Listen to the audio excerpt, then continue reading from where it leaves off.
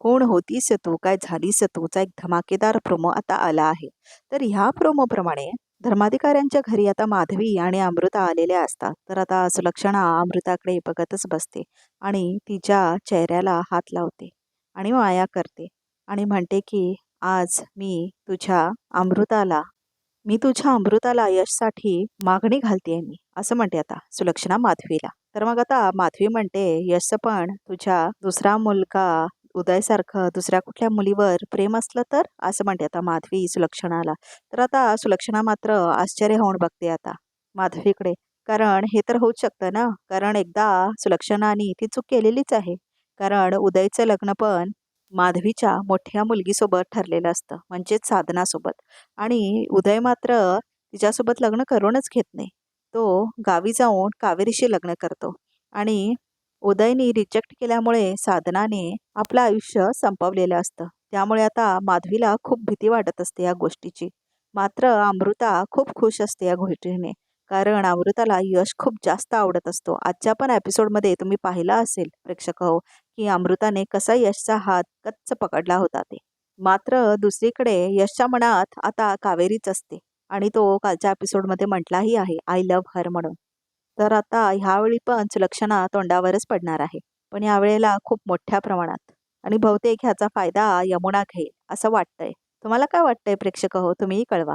तर आता प्रोमोकडे वळूया.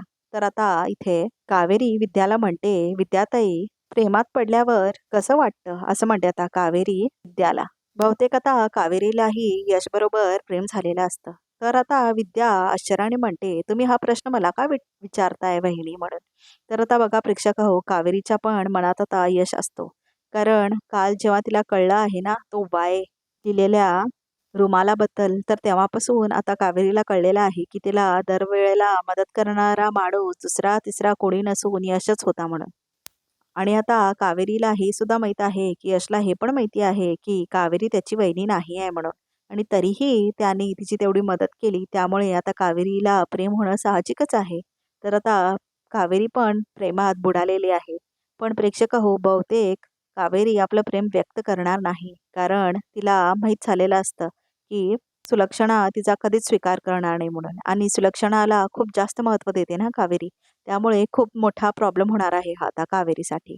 तर आता दुसरीकडे यश गुलाबाचा गुच्छ घेऊन येतो आणि कावेरी मात्र भाज्या निवडत असते किचनमध्ये. तर आता यश म्हणतो मनातल्या मनात की मला जे तुझ्याबद्दल वाटतंय तुलाही वाटत असेल ह्याची खात्री आहे मला. आज मी माझं प्रेम तुझ्यासमोर व्यक्त करणार, असं म्हणतो आता यश. आणि आता तो कावेरीच्या खूप जवळ जातो आणि म्हणतो ते बुके घेऊन, म्हणजेच गुलाबांचा गुच्छ घेऊन, कावेरी असा हाक मारतो तो. तर आता कावेरी पण बघते त्याच्याकडे. आणि हा एपिसोड मात्र 3 आणि 4 ऑगस्टला प्रदर्शित होणार आहे प्रेक्षक हो, 8 वाजता. तर नक्की बघा. तर आता इथे कावेरी बघते त्याच्याकडे आणि प्रोमो मात्र इथेच संपलेला आहे. आणि यश मात्र खूप आशेने आलेला असतो आता कावेरीकडे. पण बघा प्रेक्षक हो, हे सिरियल आहे आणि इथे काहीच असं सोपं नसतं. त्यामुळे कावेरी मात्र नकारच देणार इकडे.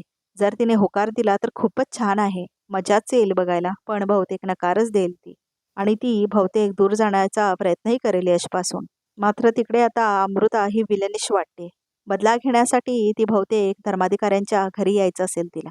आणि आजच्या प्रोमोमध्ये म्हणजेच रिकॅपमध्ये तुम्ही हेही बघितलं असेल की धर्माधिकाऱ्यांच्या देवाच्या समोर जो दिवा ठेवलेला असतो ना, तो खूप फडफडतो आणि बंद होत असतो. पण कावेरीने जाऊन त्याला पकडलेलं असतं आणि त्यामुळे आता तो दिवा विझत नाही. तर मग आता तेच यशने पाहिलेलं असतं आणि तोही जाणारच असतो दिव्याकडे. पण ही जी अमृता असते ना, ती हात गच्च पकडून थांबलेली असते आता यशचा.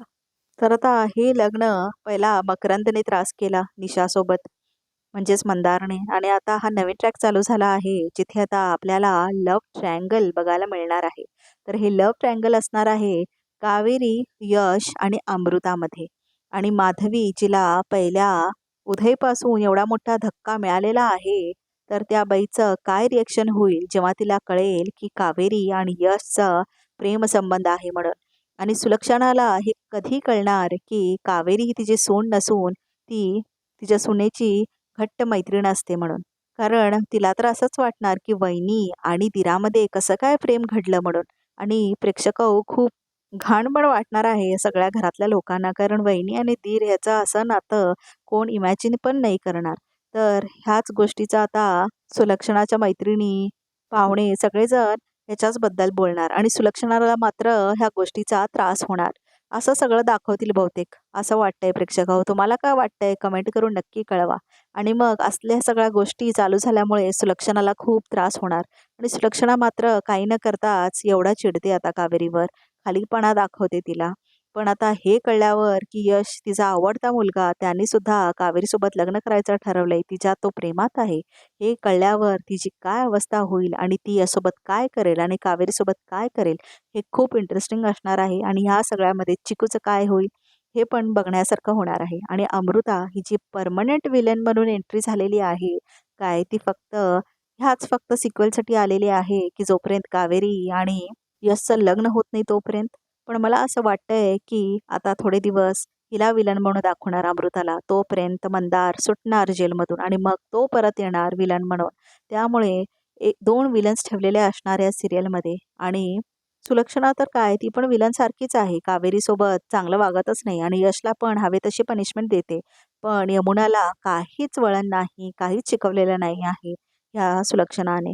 मला हे सुलक्षणा कॅरेक्टर बिलकुलच आवडत नाही प्रेक्षकाहो. तुम्हाला आवडतं का हे कॅरेक्टर? कारण हे कॅरेक्टर खूप हिपोक्रिट वाटतं. म्हणजे आपल्या मुलीसोबत कसं वागते सुलक्षणा पाहिलं ना. आणि यमुना किती वाईट असते तरी पण तिची साथ देते आणि तिचा नवरा किती चांगला असतो तरी त्याची साथ देत नाही. सुलक्षणाचा असं आहे की आपलीच मुलं चांगली, बाकीचे सगळे बाद म्हणून.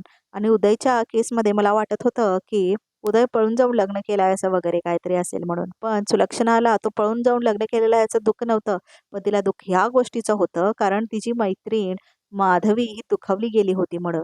आणि सुलक्षणाला तिच्या मुलगीला म्हणजे साधनाला सून करून आणायचं होतं आणि तिचा मान कमी झाला होता ना समाजामध्ये, त्यामुळे सुलक्षणाला वाईट वाटलं असतं.